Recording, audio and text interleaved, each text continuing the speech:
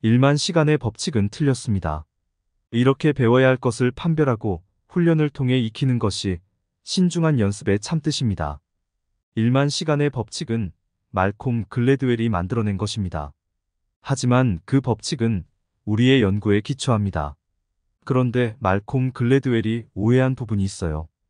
마치 일만 시간을 연습하면 마법 같은 일들이 일어날 것만 같이 말했습니다. 하지만 실제 연구에서 말하는 일만 시간은 그냥 전문가가 되기 위한 평균 연습량을 의미합니다.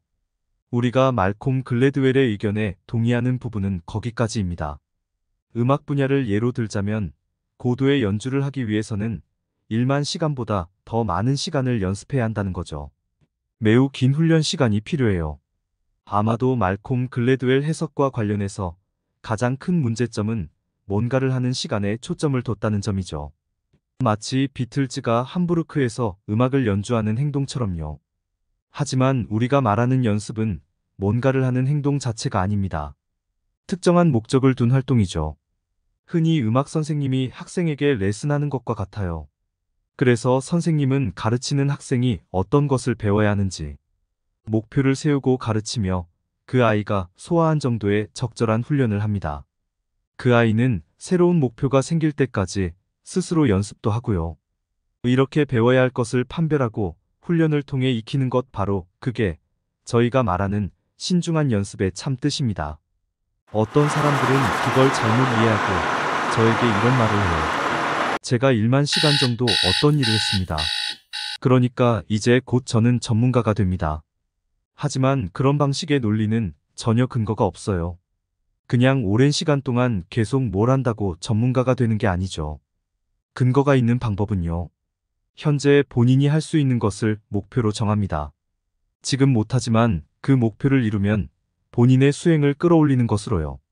목표도 없이 그저 뭔가를 오래 하면 전문가가 된다는 것은 사실이 아닙니다. 그리고 1만 시간이라는 것도 뭘 하느냐에 따라서 달라질 수 있는 변수입니다. 예를 들면 피아노 콩쿠르에서 우승하기 위해서는 대략 25,000시간 동안 혼자 연습해야 합니다. 전문 분야나 사람에 따라서 다 시간량이 달라요. 이번엔 다른 분야인 스카이다이빙 분야를 볼까요? 세계 챔피언이 될 수 있는 연습 시간은 대략 600에서 700시간이 들어요. 연습하려고 비행기를 한번 띄우는데 돈이 많이 들잖아요.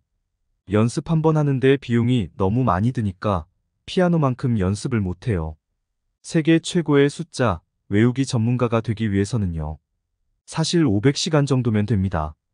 지금 그 기록도 계속 바뀌고 있어요. 아마도 이제는 신기록을 세우기 위해서 500시간을 훨씬 넘는 노력이 필요하리라 생각합니다. 학교를 다니는 학생은 똑같은 교과 과정을 통해서 같은 내용을 배우게 되어 있죠. 전 이게 우리가 안 보이는 교육체계 문제라고 생각해요. 학교를 졸업하고 나서 한 사회에서 활동하는 어른으로서 마땅히 알아야만 하는 것을 배웠는지 측정하는 시험은 없어요. 일단 학교를 졸업하면 어떤 일을 시작하겠죠. 그러면 사회나 일에서 필요한 지식과 기술을 또 새로 배워야 합니다. 그래서 훈련의 기간이 길어지고 자신의 분야에서 생산적인 활동을 하기까지 시간이 한참 걸려요. 어떤 어른은 학교 다닐 때 공부는 매우 잘했을지 몰라도 학교를 평생 다닐 수는 없잖아요. 그렇죠. 그들 중 몇몇은 박사도 되고 박사학위 취득 후 연구원이 될 수도 있죠. 그래서 학생 기간을 길게 연장하는 것은 가능하겠죠. 하지만 나이가 60살이 될 때까지 학교만 다니는 프로 학생을 저는 본 적이 없어요. 제가 강조하고 싶은 것은요. 무언가의 전문가가 되기 위해서는요. 매우 성공한 외과 의사들로부터 알게 된 건데요. 그중 많은 수가 청소년 시절에 운동, 음악 이런저런 것을 배웁니다. 다양한 것을 배우면서 선생님과 호흡하며 배우기도 하고 머릿속에서 어떤 이미지를 구체적으로 그려보기도 하면서 자기가 잘하는지 못하는지 판단도 하죠. 그들은 자신이 얼마나 변하고 발전할 수 있는지 감을 잡아보는 능력을 키웠습니다. 어린 시절 배운 게 외과 분야와 전혀 상관이 없을지라도 이것저것 배웠던 것이 나중에 훌륭한 수술 의사가 되도록 새로운 기술을 배웠는데 도움을 줬다는 거죠. 한 분야의 훈련이 다른 분야의 훈련으로 옮겨가는 것과 같죠. 저는 여러분이 실제로 어떻게 자신을 변화시킬 수 있는지 깨닫는 것을 믿습니다. 특히 선생님의 도움으로 실제로 오랫동안 지속한다면 누구에게나 매우 가치 있다고 생각합니다. 1만 시간의 법칙은 말콤 글래드웰의 아웃라이어를 통해 널리 알려진 개념입니다. 1만 시간의 법칙은 얼핏 들어보면 그럴듯하게 들립니다. 시간을 갈아 넣으면 전문가가 될 수 있다는 말이기 때문입니다. 하지만 안데르스 에릭슨 박사님은 1만 시간의 법칙은 틀렸다고 합니다. 본인의 연구에서 1만 시간은 전문가가 되기 위한 평균 연습량이 뿐이었고, 사람마다 분야마다 그 시간은 다를 수 있다는 것을 예시로 잘 표현하였어요. 안데르스 에릭슨 박사님이 말하는 연습은 뭔가를 하는 행동 자체가 아니고 특정한 목적을 둔 활동이라고 합니다. 즉 목표를 위한 활동이죠. 그래서 전문가가 되기 위해서는 목표가 중요합니다. 목표를 세우면 목표 추구 메커니즘을 통해 계속 생각하게 되고 그에 대한 연습과 훈련을 통해 목표를 이루어 나가게 됩니다. 여기서 안데르스 에릭슨 박사님은 강조하신 게 하나 있습니다. 그것은 바로 피드백입니다.